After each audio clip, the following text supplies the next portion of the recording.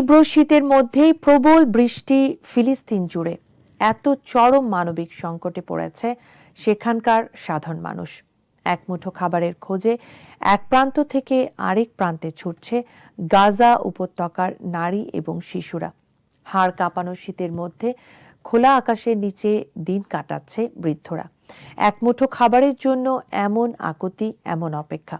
দীর্ঘক্ষণ লাইনে দাঁড়িয়েও মিলছে না প্রয়োজনীয় খাদ্য। সামান্য খাবারের জন্য এসেছে শিশু থেকে শুরু করে বৃদ্ধ সবাই। দখলদারি ইসরায়েলের হামলায় তছনছ হয়ে গেছে ফিলিস্তিনের সবকিছু।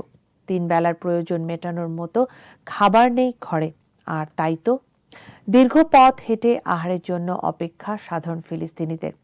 এমন খাদ্য সংকটের মধ্যেই ফিলিস্তিন জুড়ে শুরু হয়েছে তীব্র শীত। আগ্রাসী ইসরায়েলি বাহিনীর হামলায় ধ্বংস হয়ে গেছে বেশিরভাগ বসতভিটা।